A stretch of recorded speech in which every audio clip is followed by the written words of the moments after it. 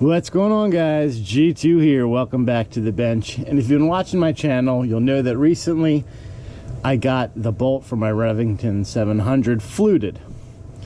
And this looks great. And as great as this looks, there is one thing that I want to do to this, and this is going to be pure aesthetics for me, is I want to blue this. It was blued, you know, it looked like this, and then through the milling process it got worn, and now it's basically raw steel.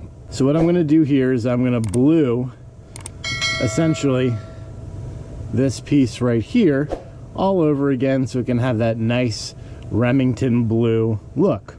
Bluing yourself at home is pretty easy. Now there's two processes of bluing. There's hot bluing and there's cold bluing. The majority of you guys watching this video are going to be set up and equipped to do cold bluing, so that's how we're going to do it today. However, there are a couple modifications in the way that I blew as opposed to the way that the instructions say. And I believe, from my experience, that this makes a better end result product. It's kind of a mix between a hot blue and a cold blue. So for cold bluing, here's what you're going to need. Some kind of bluing agent. So in this case, we're going to use Brownells Oxphoblue. This is the cream formula. It also comes in liquid. In my experience, this is the best stuff that you can get. The Birchwood KC is great, but I have much better results using the Brownells. Acetone, because we're going to have to make sure that this process and this workpiece is 100% grease free. Grease is your enemy when you're painting and when you're bluing, so we got to make sure that we're totally clean. Cotton balls, and I like just going to the Rot Aid and getting some big old pack of rolled cotton. Safety gloves, because that stuff is caustic. You're basically rusting the gun. Essentially, you're creating an oxidation process. So if it can oxidate metal, imagine what it can do to your fingers. Not only turn them blue and make it look like you murdered a Smurf, but just not very good for you overall and in general. Towels, preferably clean towels. Actually, they better be clean towels. You don't want to have any cross-contamination of oxpho-blue to grease to whatever else we're going to be using, so make sure that your towels are clean. You're going to need a little water. Some sort of metal surface to work on. If you have a metal bench, I don't. My bench is wood, so I'm going to need something metal to sit this on, and you'll see why with the next item that's up to bid, which is a blowtorch or some sort of heat device to get this not blistering hot but relatively warm. You could use your oven. That would work absolutely no problem. I suppose we could even use a toaster oven down here, but for such a small part, this is going to work just fine. A heat gun would also suffice. All right, so we've got all our stuff here. Let's dive into it. So the first thing that we're going to need to do is disassemble this bolt. All right, so the first thing that I'm going to do is get this out of the way. All right, there we go. So we've got our bolt, and the first thing that we're going to do here is we're going to use this nasty towel, and we're going to clean this thing with acetone. Pour some good old acetone on this guy, and just wipe it off. Really get it nice and grease free. Now our guy comes in handy here. We're going to lay this on top, move your acetone and whatever you use to wipe your acetone out of the way, because you're not going to want to mess with that. Grab yourself a good amount of cotton here. I like to use this rolled cotton because, again, I can set it up for exactly how much I want to use. Stick it in my forceps here and just lock it down. Now I've got it on there to use to wipe. So that's what we're going to use to apply our Oxpho-blue. Now first, we're going to heat this up. And we're just using a blowtorch here. Just get it warm. You'll see kind of the metal will react to the heat. It'll look like it's getting wet, and then it'll just kind of glaze over and dry out. As soon as it gets to that point of glazing over and drying out, that's kind of where you want to just leave it. You may even see a little bit of moisture come up out of it. That's okay too. But you'll know, the metal will tell you when it's ready. Just kind of will look dry. So all we're going to do, the Oxpho-blue comes, like I said, in liquid and in paste. We have the paste here because I think it just works better and it adheres to the surface a little bit better than the liquid does. So we're going to dump our cotton ball in there, get some of this nice paste on there, and we're just going to apply it to our piece. You can see that smoking is actually kind of what we want to look for. That heat is really bringing in and accepting the blue, the bluing agent, which is what we want. I can still hold on to this. The Oxpho-blue is cold. It's been in my, you know, my shop here sitting, which is a fairly cold shop, and it's been sitting in here. So just rub it down, get good coverage. So just rub it around, get a nice coat on there, and you can see this is already darkening up nicely. Okay, so we're gonna let that sit for a second. Throw that out. You're done with this.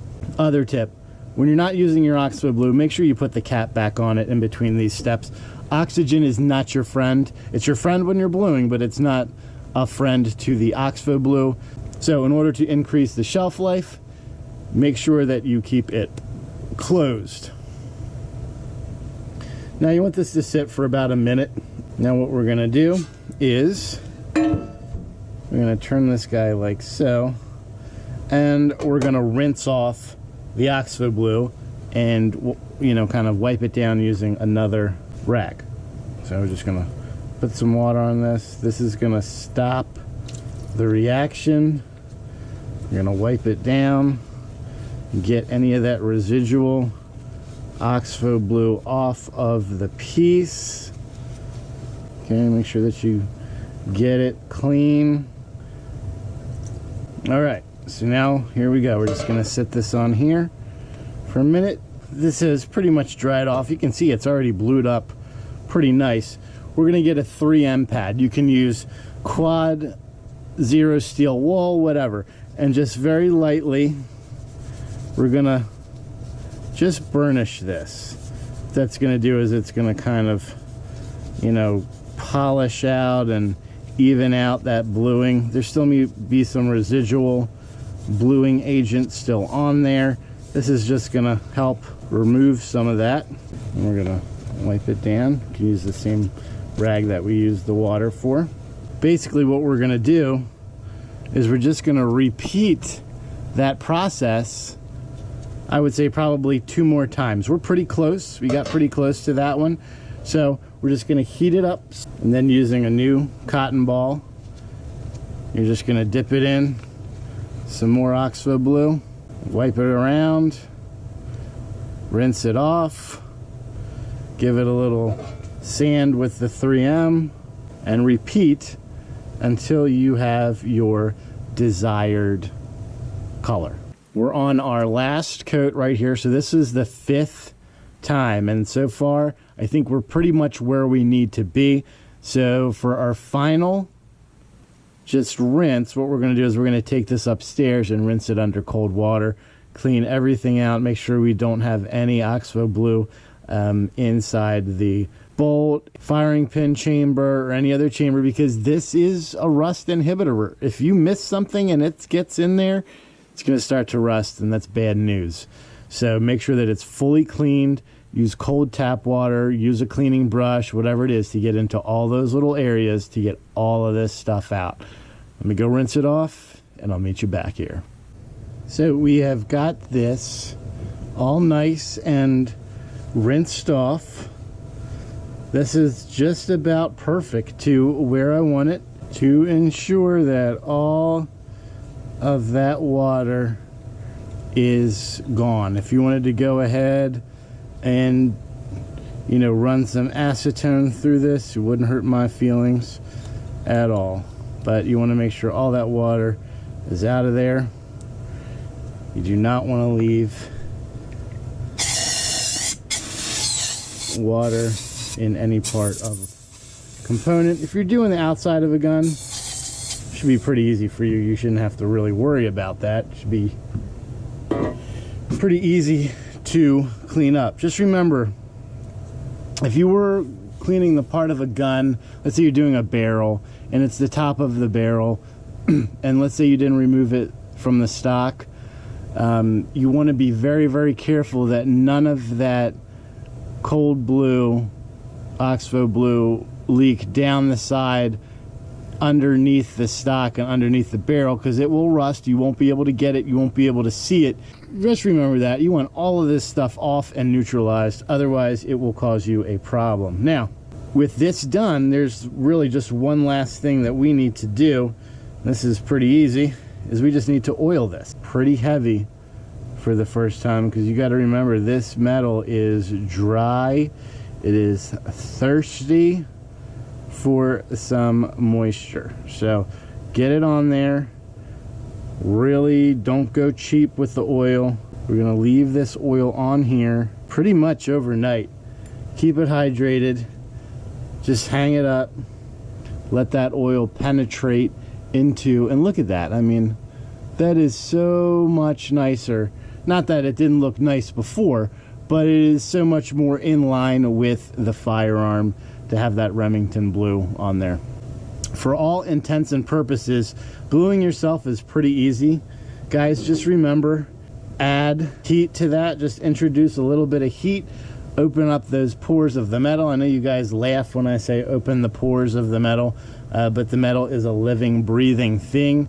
There's moisture in there. You just want to open it up so it can receive that oxpho-blue and not be, and be a little bit more than just a surface etch, which is essentially what we're doing. It's going to go a little bit deeper into the metal and last a little bit longer. What I'm going to do is I'm going to show you a before and after shot here in a second so you can see exactly what the results look like.